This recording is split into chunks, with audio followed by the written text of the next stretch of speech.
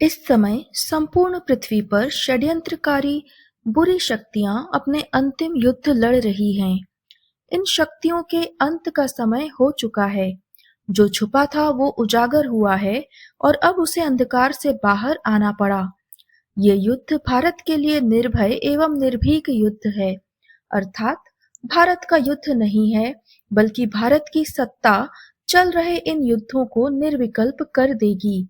भारत जब अपने संपूर्ण बल से युद्ध में उतरेगा, तब शत्रु बलहीन होकर भाग खड़े होंगे। यह समय काली शक्तियों और उनके काले ठिकाने पूरी तरह ध्वस्त करने का है।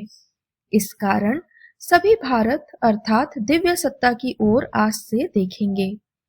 मध्य अप्रैल में भारत इस युद्ध में उतरेगा और इसका अंत कर देगा।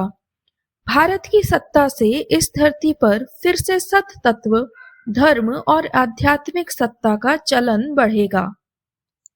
अप्रैल में ऐसे संगठन का निर्माण होगा जिसका मुखिया भारत होगा।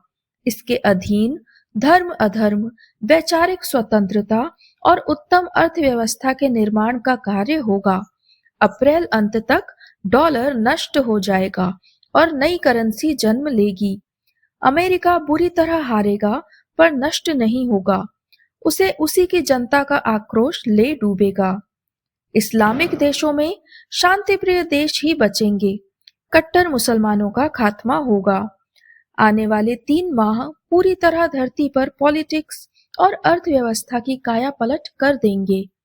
ये सब भारत, रूस और चीन के नेतृत्व में होगा। चीन अपने हथियार अयोग्य कर देगा और शांति के लिए हाथ बढ़ाएगा। धरती पर दुश्मनी की ऊर्जा समाप्त होगी और शांति की ऊर्जा बढ़ेगी। सारी प्रजा ईश्वर और शैतान को अच्छे से पहचानेगी और निजी धर्म में परिवर्तन करेगी। ये समय जून तक चलेगा। उसके बाद धरती पर नए सूर्य की स्थापना होगी और अंधकार का पूर्णतः अंत होगा। जिस भी देश में गौरव गाथा गाई जाएगी, वह निश्चित ही भारत प्रिय देश होगा, अर्थात भारत की सब देशों में जय होगी। यह सत्ता पलट काली शक्तियों के अंत और प्रकाश के जीत को अंकित करेगा। जो भी इस सब के साक्षी बनेंगे, उनके भीतर धर्म जागेगा और वो वैकल्पिक दुनिया अर्थात वर्चुअल रियलिटी का त्याग करके केवल कम में संतुष्टि पाएंगे, अर्थात धन की होड़ समाप्त होगी और जीवन अधिक मूल्यवान हो जाएगा। बच्चे अपने घरों को वापस आ जाएंगे और घर से ही सारा जीवन व्यतीत करेंगे एवं कार्य करेंगे। लग्जरी और दिखावे की दुनिया समाप्त होगी। देश एक दूसरे की सहायता को आगे आएंगे।